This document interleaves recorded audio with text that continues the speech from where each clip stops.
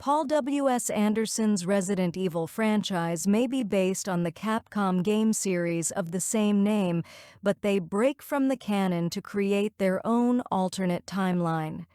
Starting in 2002, Anderson's Resident Evil movies explored the evil Umbrella Corporation, the T-Virus, and how people managed to survive and fight back through the catastrophic fallout. Even when watching the Resident Evil movies in order, the timeline can get a bit confusing, though. Here's the complete Paul W.S. Anderson Resident Evil timeline from Resident Evil through to Resident Evil, the final chapter. The movies follow a main character not found in the Capcom games, Alice, as she discovers who she is and fights back against the Umbrella Corporation. While most of the Resident Evil movies follow a straightforward progression from one installment to the next, there are certain events that are left out and later revealed in flashbacks or through character dialogue. Once all of the loose story ends were wrapped up in the final chapter, some fans were left confused as to what actually happened throughout the series. Additionally, the speed at which some pieces of plot are presented amidst the action, as well as the myriad experiments and research projects conducted by Umbrella throughout the films, can be difficult to keep track of. Here's the full Resident Evil movie timeline explained. Number 1. Before the first Resident Evil, the T-Virus is developed. While most well known as a pharmaceutical and tech company, Umbrella, the company that caused Resident Evil's outbreak, receives most of its funds through covert military research and development. With the company's resources, Dr. James Marcus started to research a cure for his daughter's progeria, which was revealed in Resident Evil: The Final Chapter. Ultimately, this led to the creation of the T-Virus, a compound that is able to regenerate cells being destroyed by the disease. Unfortunately, the T-Virus has certain unforeseen side effects.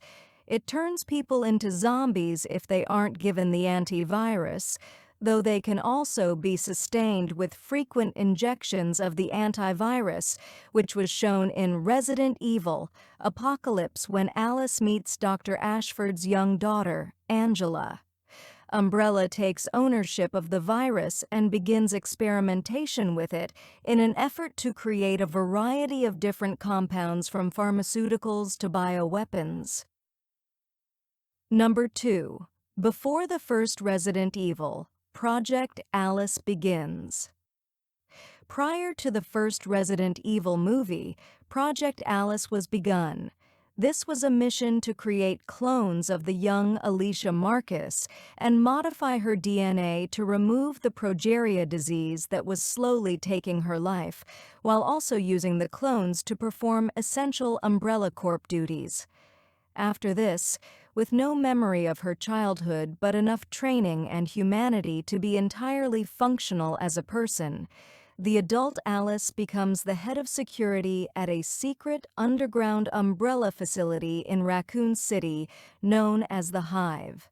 She and Spence Parks, another Umbrella agent, are then both placed in a mansion undercover as a married couple and guard the Hive's secret entrance.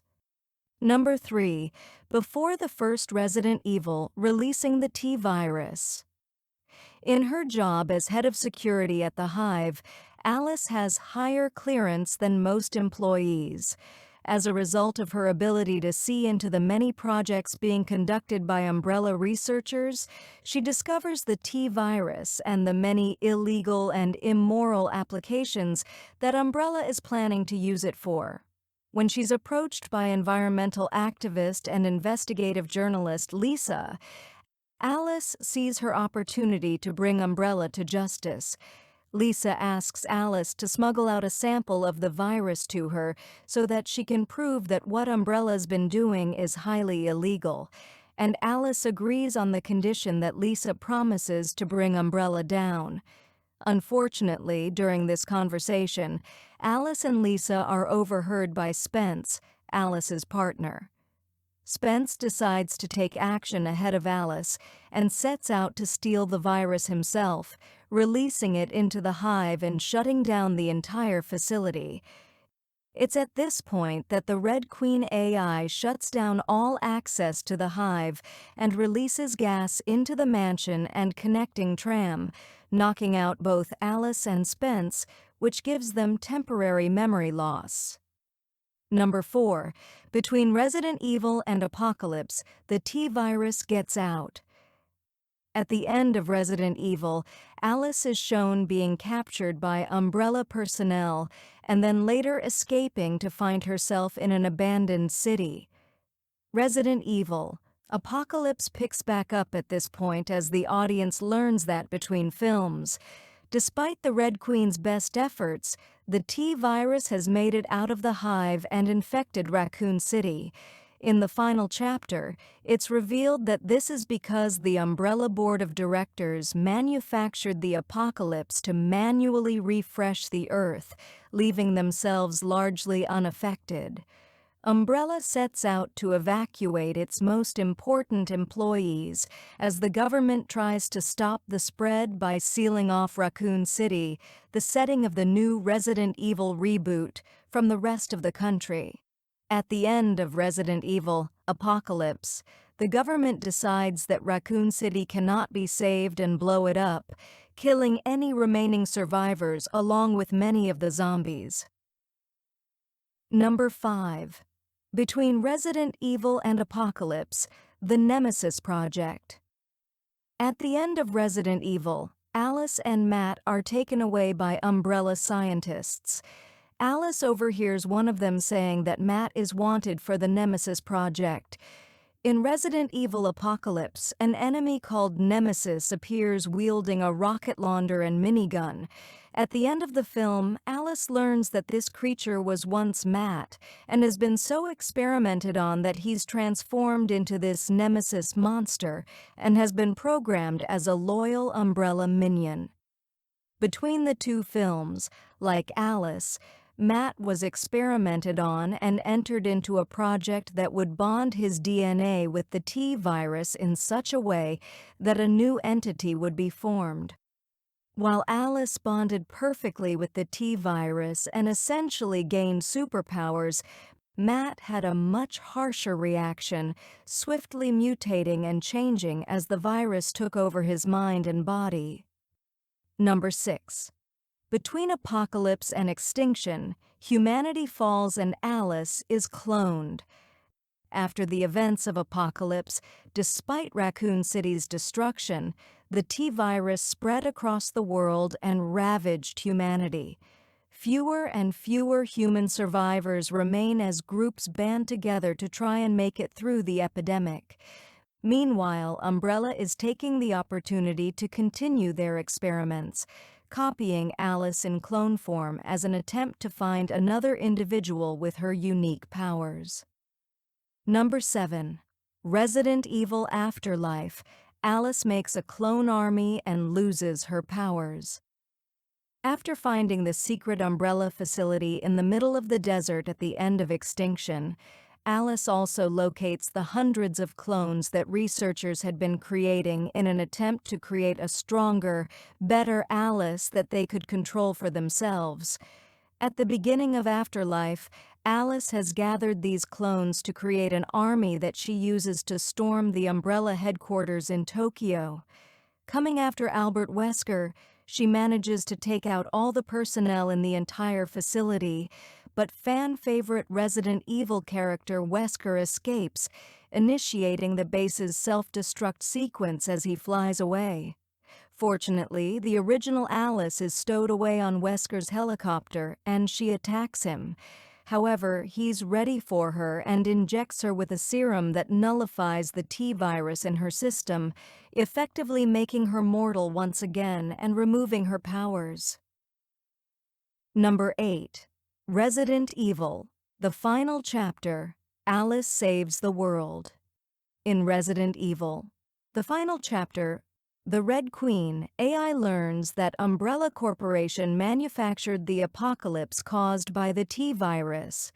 At the same time, Umbrella had been developing an airborne form of the antidote for the T virus. It would destroy all infected tissue and leave healthy tissue unaffected.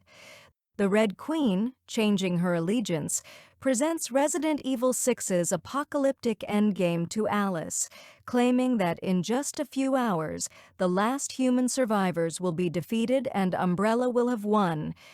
She has to return to Raccoon City, breach the hive, and release the antidote to save the world. She's also told that because she's technically infected with the T virus, she'll die when the cure is released. Ultimately, Alice is able to bring the antidote to the surface and release it, saving the world and surviving despite believing that she will die. The Red Queen explains that this is because the antidote only destroys infected tissue, leaving healthy tissue untouched. She simply told Alice that she would die because she needed to prove that Alice was pure enough to complete the mission. While there are a lot of plot threads presented throughout the series and Resident Evil, the final chapter's ending does its best to tie these up in a cohesive narrative. There's a lot to keep track of between all of the films. As the movies present a timeline separate from the Resident Evil games, this timeline doesn't cover all lore in the Resident Evil franchise. Number 9. How much time passes during the Resident Evil movies? According to the official timeline set out in the movies themselves, 10 years passed during the events of the 6 Resident Evil films. Resident Evil and Apocalypse take place in 2002. The final chapter is officially supposed to take place a decade later in 2012, as revealed by Alice in an intro voiceover. However, fans have pointed out this isn't possible. Extinction takes place 5 years after the initial 2002 outbreak, so 2007, and Afterlife was officially set 18 months later, with Retribution following directly after, so 2009. The final chapter also is supposed to start only 3 weeks after Retribution ends. That means only 6 or 7 years have passed since 2002, placing the end of the Resident Evil movie timeline around 2009. Number 10. Where do Welcome to Raccoon City and Resident Evil Netflix series fit in the timeline? The 2021 reboot, Resident Evil, Welcome to Raccoon City, and the 2022 Resident Evil Netflix series aren't connected to Paul W.S. Anderson's Resident Evil movies. Welcome to Raccoon City was intended as a hard reboot that followed the Capcom games more closely. Resident Evil on Netflix is technically canon in the game timeline, although how its poor reception and cancellation may change its status. The Resident Evil Netflix show is set in 2022 and 2036 in the future post-apocalypse timeline. Resident Evil Welcome to Raccoon City is set in 1998 as per the first few Resident Evil games. Since the Netflix Resident Evil was canceled after Season 1 and there's no news of a Welcome to Raccoon City sequel, the Anderson timeline remains the most complete on-screen Resident Evil accessible to fans, even if it's the least true to the games. Number 11.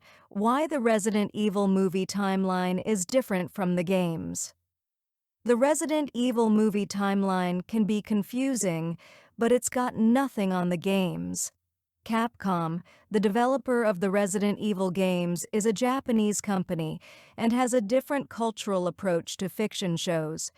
Despite the westernized aesthetic and setting of the Resident Evil games, the plot, timeline, and story structure is anime-level bombastic and sprawling. The Resident Evil games cover multiple decades, and the timeline is built on with every new game, in both directions, with Umbrella's past being equally delved into.